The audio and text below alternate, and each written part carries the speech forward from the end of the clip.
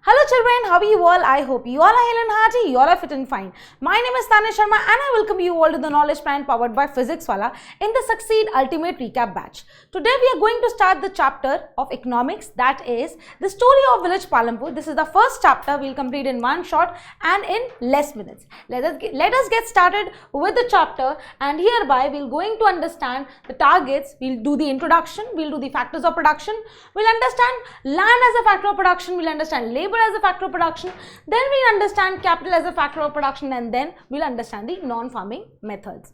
Let us get started without wasting any time. So, as you all can see, this is a imaginary situation of a village, and village Palampur is a imaginary situation whereby its references are taken from the village of Uttar Pradesh, which is situated in India. Right. So, but it is not completely based on that entire village. The references are taken from that particular village.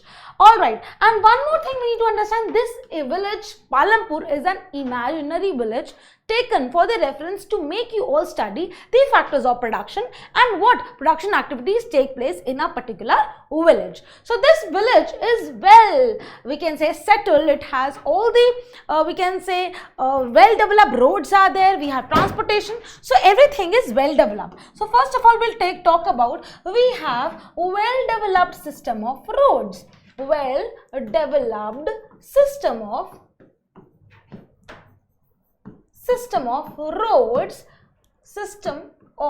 roads, and if we have well developed system of roads, which means that we have all weather roads, whereby the roads are connecting from one village to another. So apart from Palampur, there is another village connecting, that is Raiganj, and one more village connecting, that is Shahpur. Apart from that, if we have well developed roads, and we can say we have other villages connecting, for example we have Shahpur or we have Raiganj, hereby we also talk about some of the best modes of transportation. We have tongas, we have bogies, we have bullock carts. So all types of transportation systems are always available, because transportation system is available. Why? Because we have good roads, and if we have good roads, we have transportation system available. We have a lot of means of transportation. Apart from that, if we have a lot of means of transportation, which means transports are available. Alright, and system also leads with different kinds of other transports. Apart from that, hereby we have the housing structure really nice. We have big houses which are known as the Pakka houses made of cement bricks. We have Pakka houses, we have big houses.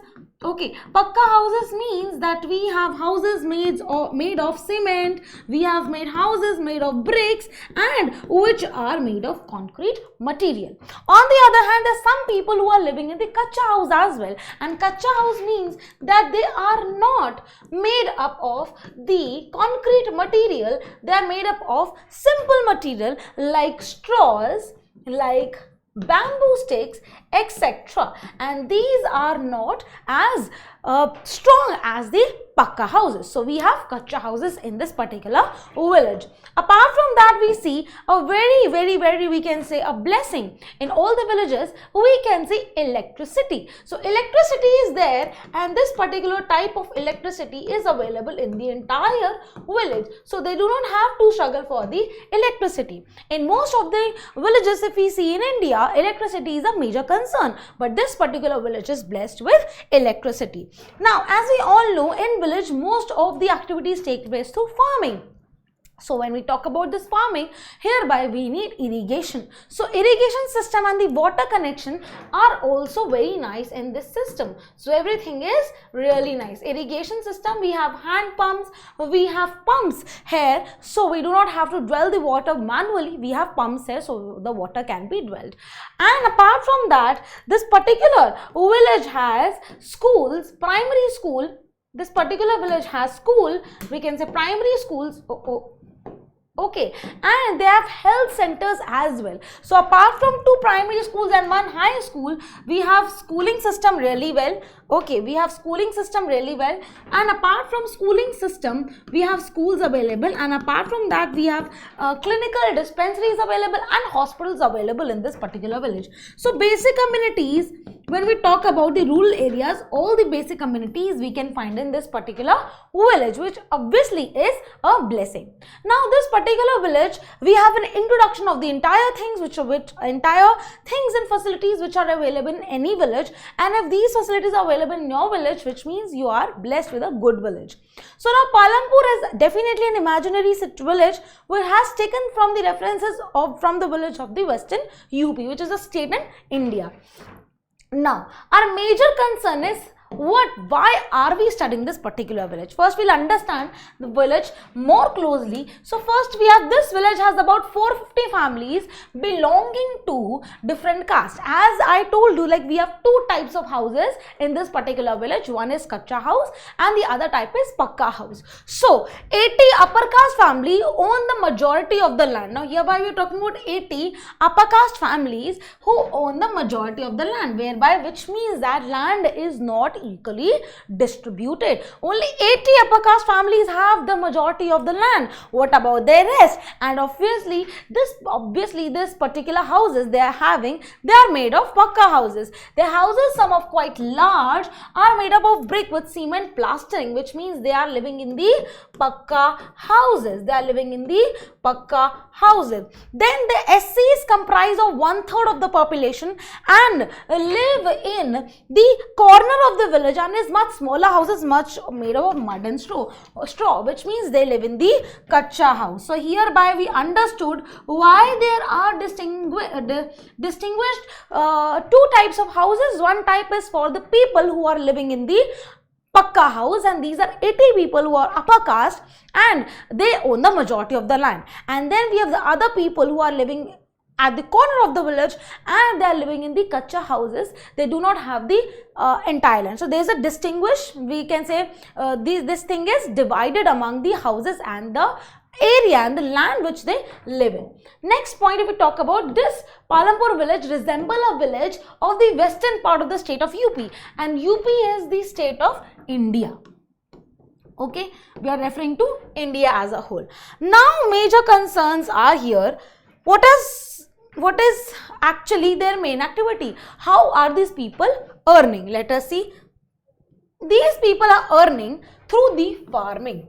Okay, these people are earning through the main activity, and this main activity is known as farming, whereas several other activities such as small scale manufacturing, dairy transportation, etc. are carried on a limited scale, which means all these activities, be it farming, be it non-farming, both these activities are taking place, but farming is their main activity.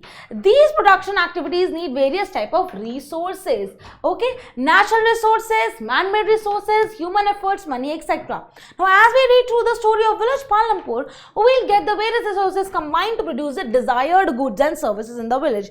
Now first of all, as you all know, we are understanding economics, and in economics we need to understand why are we studying this particular chapter, or why are we studying economics in class 9.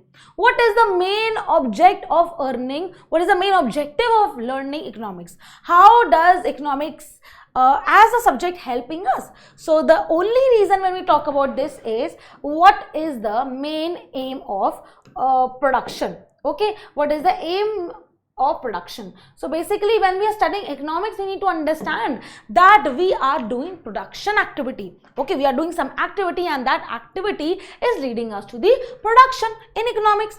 So what is the aim of production now? Why are we doing production? The aim of production is simple. The aim of production is to produce goods and services that we want. We are producing, we are doing the production activity. Reason why in entire economics, because we are producing goods and services. And why are we producing goods and services? We are producing goods and services because we want them, because human beings need them, human beings want them. So this is the main objective of producing. This is the main objective of production. right? So with this we are starting with the we came across this word called production. Now how are we producing? What are the factors of production? So there are 4 factors of production, as you can see in this picture. We have land, we have labor, we have capital, and then we have enterprise. Okay, so we have 4 factors of production: land, labor, capital, and enterprise. So first of all, we will understand and we'll write, okay, please put the heading if you all want to, factors of production. So what are the factors of production? We'll understand this with the help of entire chapter, that is Village Palampur. Okay, so what are the factors of production? First factor of production is land. First factors of production is always land. Now when we have land, what is the second? We need labor. We need labor. If you have labor, what all we need? Third, we need capital. We need capital. And fourth, we need human capital. And fourth, we need human capital. Okay, so let us understand with this flow chart what are the factors of production. First factor of production is land. Okay, whenever you want to produce something, you need a land, you need somewhere to produce something, right? And where will you produce? Definitely the first production will be land. Okay, now you have land, but who will work on those on that particular land? So these will be the people, and these people are known as labor. These people are known as labor. Okay, now we have land and we have a lot of people to work upon, and now what do we need? Third factor, what do we need extra? So we need some of the money, some of the raw materials. So here the capital will be divided into 2 parts. The capital will be divided into 2 parts, whereby the first capital will be known as the fixed capital. The first capital will be known as fixed capital, which means we can use this fixed capital again and again.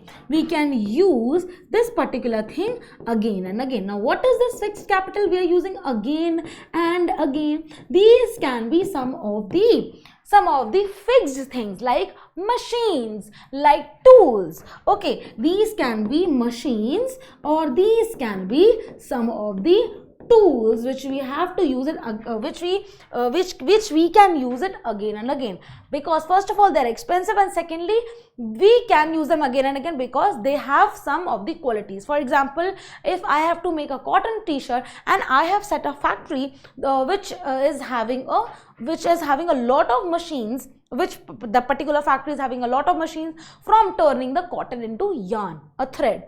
So that particular machine will not get destroyed in the first production activity. It can go on and on and on. So which means some of the machines, some of the tools can be used again and again. That is why we call them as fixed capital. This capital can be used again and again. Next factor of production, including the capital only, we have the working capital. Now working capital gets used up in the production. This gets used up in the production. Okay, this gets used up in the production. Why are we saying that this gets used up in the production? Whereby this particular thing is not fixed. For example, money in hand. I am using some of the money, it will get used up. Like I'm giving salaries to the labor, okay, it will get used up. Then apart from money in hand, we can write raw materials. Money in hand. So we can write raw materials. So these raw materials definitely will get used up in the production activity. These raw materials will get used up in the production activity. So whereby we say that in capital we have 2 types of capital. One is fixed capital, which remains fixed and can used again and again, and second is working capital, which get used up and we have to acquire again for the new production. Then now we have land, we have labor, we have capital. But now the fourth if you have seen, factor of production is human capital. Now hereby, why do we say human capital? Now I have land, I have labor, I have capital, but I do not know what to produce. So whereby a human capital, or we can say human being, gives us knowledge. A human being gives us knowledge. A human being sets up an enterprise. Okay, a human being sets up an enterprise so that everything, land, labor, capital, can be used wisely. If we do not not have human beings, we have machines all over, we do not know what to do and how to earn and how to do business and how to do commerce, how to do trade. We do not know nothing. So definitely we need a human capital. Without human capital, land, labor and capital are of no use. So land, labor, capital are the ultimate, definitely we can say factors of production, but without human capital they are of no use. So all four comprises of factors of production. We have land, labor, capital and human capital. Right. Now first of all, now all these particular factors of production, we are keeping in mind the village Palampur. So in village Palampur, how land is taken. So when we talk about the land in village Palampur, land is fixed. Okay, when we talk about land in village Palampur, so the land is fixed. Okay. Okay, so when we talk about the land in village Palampur, the land is fixed. So 75 of the people are working and they are working in the farming activity. They are working in the farming activity and land is fixed in village Palampur. Land is fixed in village Palampur. People are working and there is no scope in expansion. There is this much land and this much land is occupied by a lot of people and this much land people are working in. So there is no scope of expansion and 75 people are working and that is fixed. Rest 25% of people are working in non-farm activities. Now, is there any way to grow more crop from the same land? So, is there any way how to grow more from the same land? Because the land is fixed. So, we have two ways. First way is multiple cropping and second way is modern farming method. So, let us now first we are doing the first factor of production only. This is land going on with reference to village Palampur. Let us see. So first is multiple cropping and modern farming method. Okay. Okay. Now let us see what is multiple cropping. Okay. Let us see what is multiple cropping. Okay, let us see what is multiple cropping. As the name suggests, multiple cropping means you are doing multiple times cropping. On the same land, you are cropping again and again and again. Let us see. To increase production, so we are, because the only constraint, this is the constraint. What is the constraint? What is the restriction? Constraint is that we have only fixed land, we have limited land, we have fixed land. What is the constraint? That we have fixed land, so we need to increase from the same land. To increase from the same land, more than one crop is grown on the piece of land during the year. For example, two main crops are grown in the particular year and then there is one third crop whereby we are doing cropping again and again. We are doing cropping again and again. Okay, and how it is seen if we talk about the village Palampur. So multiple cropping happens something like this. So first we have rainy season. During the rainy season, okay, first we have the rainy season. During the rainy season is also known as the Kharif season. Rainy season is also known as the Kharif season, whereby we are growing jawar and bajra from the rainy season, from the Kharif season. Then we have the winter season, and winter season is also known as the Rabi season, and we are growing wheat from the Rabi season, or we can say winter season. Then from October to December we are growing a third crop, that is known as potato. We are growing potato as our third crop. We are growing potato as our third crop. Okay, then we have sugarcane. Sugarcane is grown a lot of times, but once in a year it is harvested. Okay, once in a year it is harvested. All right, so this is how multiple cropping is goes on. As you can see, apart from multiple cropping, we have the modern farming technique as well. We have the modern farming technique as well.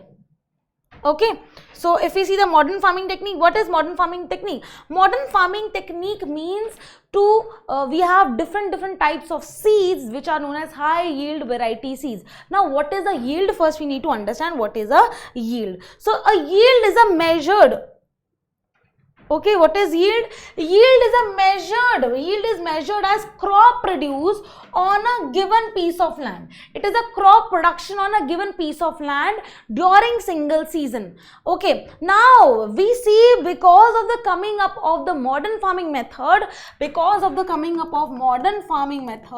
which included modern farming techniques or modern farming method, including HYV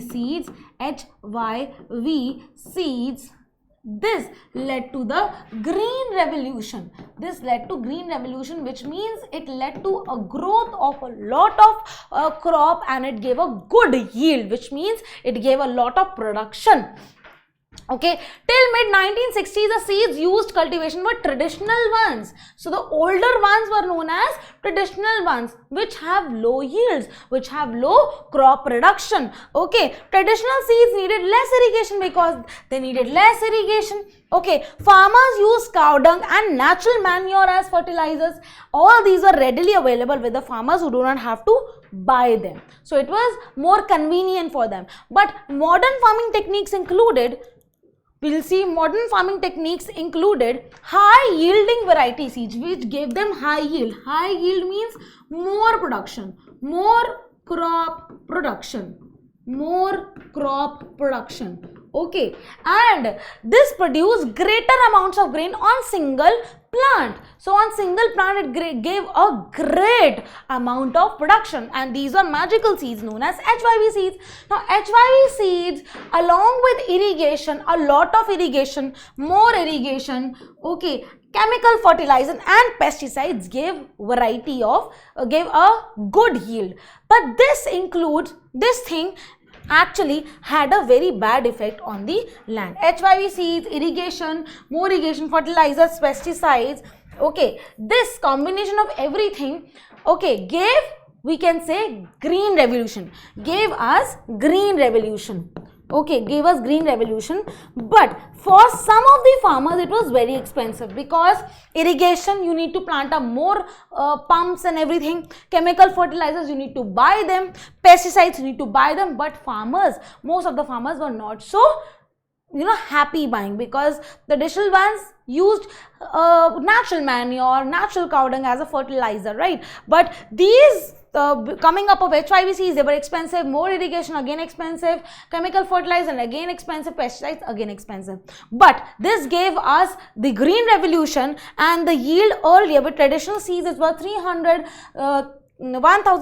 kg, it rose up to 3,200 kgs, which means into 3 it multiplied. And definitely with a single land, with fixed land, with single land, a lot of yield was grown. This sounds very good. But what happened with this? Will the land sustain? So what happens? Okay, so what happened with this? Okay, what happened with this? We had green revolution.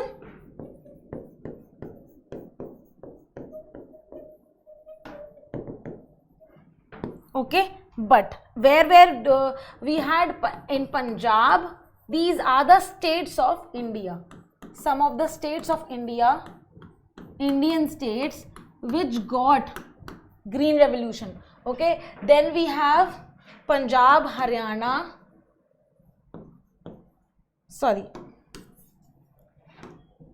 Western UP and Haryana. Okay, so these are the states which got a lot of yield, a lot of increase in the lead. Alright, now will the land sustain? So as we all know, the land, because of HYV seeds, because of a lot of because of a lot of chemical fertilizers, pesticides, the land did not sustain. It overused natural resources. The natural resource base, the soil, lost its fertility. The land did not sustain because we had fixed land. In Village Palampur, we have taken reference from, and a lot of irrigation, chemical pesticides, chemical fertilizers ruined the base of the land. Loss of fertility. Now the soil fertility was again lost. Why? Because increased use of chemical fertilizers. Apart from that, consumption of chemical fertilizers are higher in Punjab. Specifically, it had its lots of effect in Punjab. Okay, now unfortunately, we all know this, not all the people engaged in agriculture has sufficient land for cultivation. So land is not equally distributed. Land is not equally distributed. Land is not equally distributed. In Palampur, about 1/3 of the 450 families are landless. 150 families, most of them are Dalits, have no land for cultivation. So these are people who do not have land. So we have this structure whereby we can see some people have large parts of land and some people have lands like this. Okay, so we have different lands for different people, right? Okay, next we have, all right, apart from this we have understood land. Now we need, okay, all right, so as going up to the factor of production, we need to understand, okay, we need to understand we have understood the land, we need to understand labor. From where will the labor come from? So when we distinguish between, okay,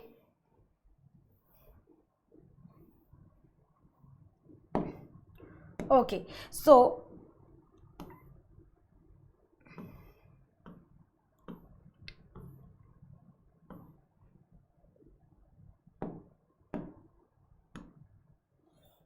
all right, so now when we need to understand this particular factor, we will understand this.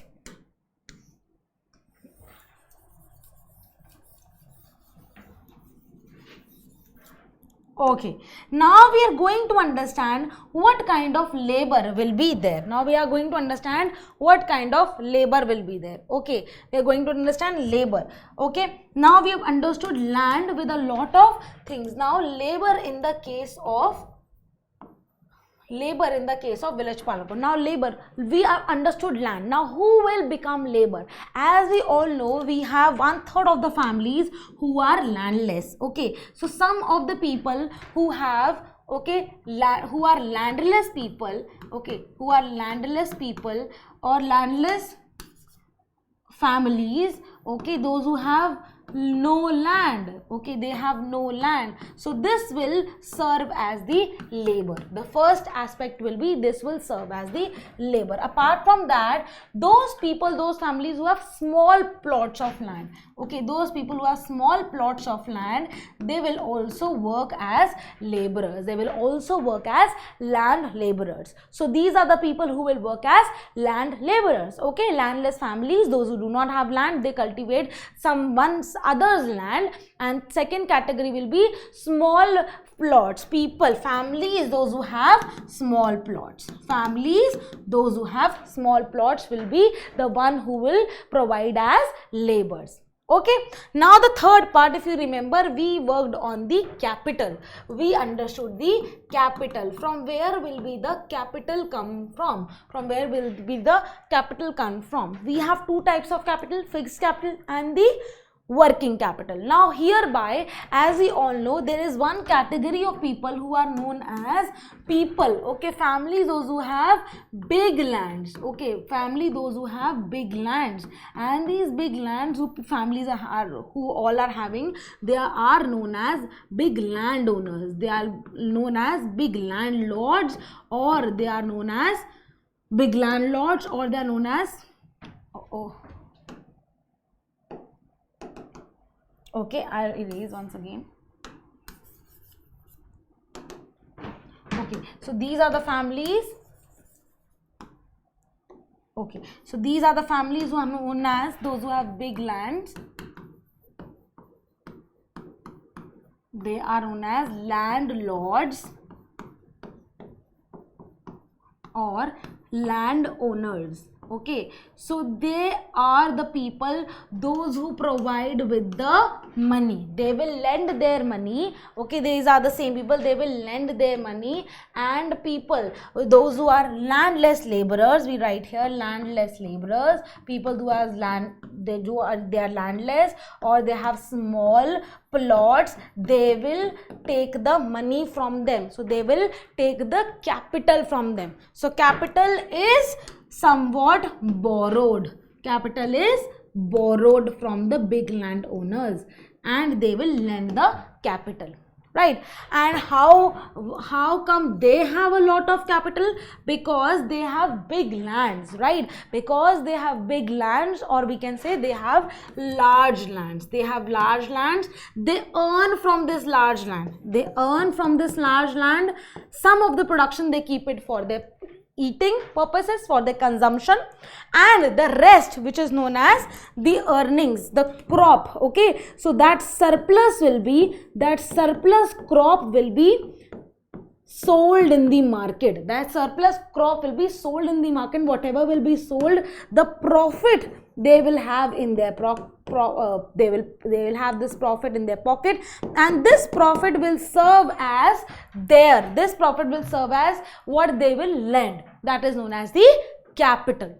Right, so this is how these big landlords, big money lenders, landowners, they have a lot of capital because they have big lands. They do the production of big lands, and then they earn from the big lands through the surplus amount. They sell the surplus crop, right? And when they earn, they lend some of the money to the landless or small plots, and again they earn some kind of interest. They earn also some kinds of interest. So this will be their income. This will be their capital, which is by which they increase their fixed capital by having a lot of machines, and working capital they have with the surplus. Both of things they make. Right.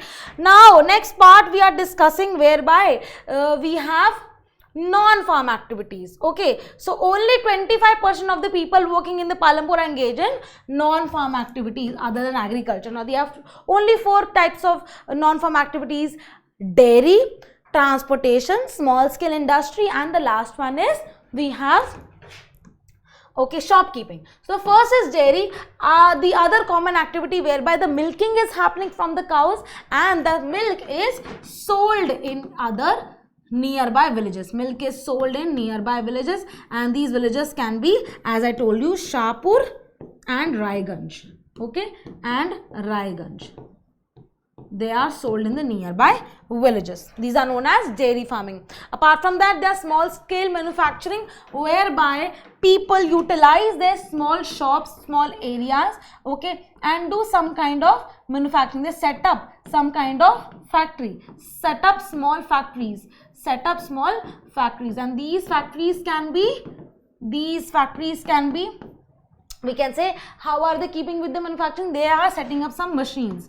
For example, they are sugarcane machinery. Okay, sugarcane machine they are acquiring, so that they can make, okay, so that they can make jaggery out of the sugarcane from the juice. So this is how they can set up small scale industry, small scale manufacturing in the village Palampur. Apart from that, shopkeeping is there. In the shopkeeping, as you all know, general store, village selling a lot of things, we can say, you know, groceries, small groceries. We have rice, wheat, sugar, tea, oil, biscuit, soap, toothpaste, batteries, small things, candles, notebooks, pen, pencil, even some other cloth as well. A few families whose houses are close to the bus stand, okay, have used a part of the space to open small shops. They sell eatable items also. So these are the third part, which is known as shopkeeping. And the last part, we talk about this transportation.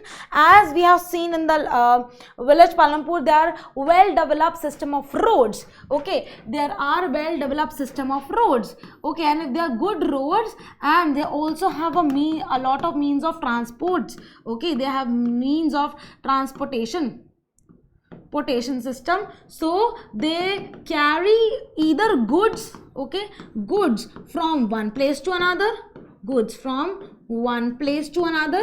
okay, and they earn some money one place to another. They deliver some of the materials, okay, from one place to another. Like the milk is sold from village Palampur to Raiganj and Shahpur, that is sold, and we get a lot of money, they get a lot of money. Okay, then goods from one place to either they transfer people from one place to another. Okay, this is a kind of transportation system whereby they are providing service to the people. Okay, people are getting service if they want to go from one place to another.